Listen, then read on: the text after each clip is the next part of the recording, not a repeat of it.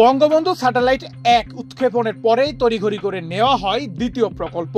Bangabandhu satellite 2 ছিল স্বৈরাচারী শেখ হাসিনা সরকারের বিশাল আর্থিক দুর্নীতির প্রকল্প।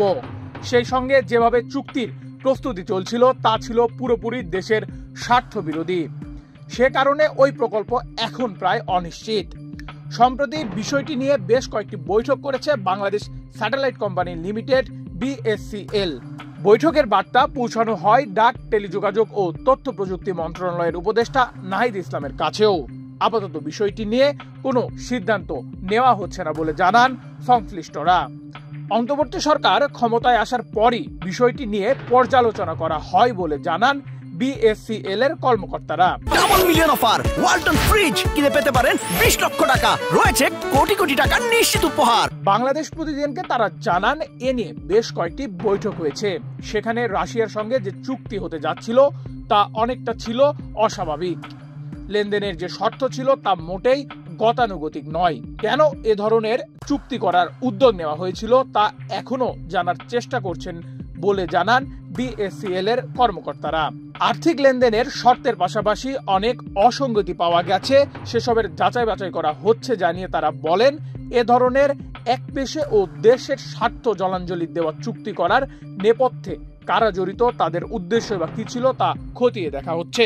সব মিলিয়ে প্রকল্পটি কত দিনের মধ্যে আলোর মুখ দেখবে তা নিয়ে অনিশ্চয়তা তৈরি হয়েছে বলে জানান কর্মকর্তারা। সংশ্লিষ্টরা জানান প্রকল্পের নাম নিয়ে উঠেছে প্রশ্ন। এরই মধ্যে মহাকাশে বঙ্গবন্ধু স্যাটেলাইট 1 নামের একটি রয়েছে, তাই পরবর্তী স্যাটেলাইটের নাম পরিবর্তনের ইঙ্গিত দেন তারা। তবে ওই প্রকল্পের নাম এখনো পরিবর্তন করা হয়নি বলে জানান BSCL এর ব্যবস্থাপনা পরিচালক ও ডাক ও টেলিযোগাযোগ বিভাগের অতিরিক্ত সচিব মোহাম্মদ জহিরুল ইসলাম।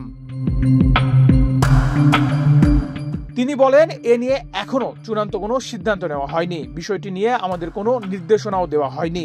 ভাবার বিষয় রাশিয়ার সঙ্গে যাব নাকি ফ্রান্সের সঙ্গে যাব, এর মধ্যে আবার আর্থিক ইস্যুও রয়েছে। আমরা যদি সফট লোন পাই তাহলে কার কাছ থেকে পাবো সেগুলো নিয়ে কাজ করতে হবে। আগের সরকারের আমলে বিষয়টি নিয়ে রাশিয়ার সঙ্গে অনেক দূর এগিয়েছিল, কিন্তু রাশিয়া যে লোন অফার করেছিল সেটার ইন্টারেস্ট রেট অনেক হাই ছিল, 5 ভাগেরও বেশি। কিন্তু সফট লোন হয় সাধারণত 1 থেকে 1.5% মধ্যে। এদিকে BSCL এর কর্মকর্তারা জানান, যৌক্তিক কারণে বর্তমান সরকার হয়তো প্রকল্পটি নিয়ে কাজ করতে চায় না। তারা পরবর্তী নির্বাচিত সরকারের উপর ছেড়ে দিতে চায়।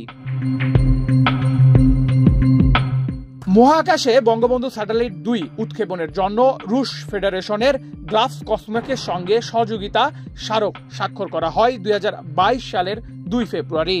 এর আনুমানিক ব্যয় ধরা হয়েছিল 4000 কোটি টাকা। রাশিয়া ও ইউক্রেন যুদ্ধের কারণে ওই প্রকল্পের কাজ আওয়ামী লীগ সরকারের আমলে বিলম্ব হয়। এটি 2023 সালে উৎক্ষেপণ করার কথা ছিল। নেহাল আহমেদ প্রান্ত, বাংলাদেশ প্রতিদিন।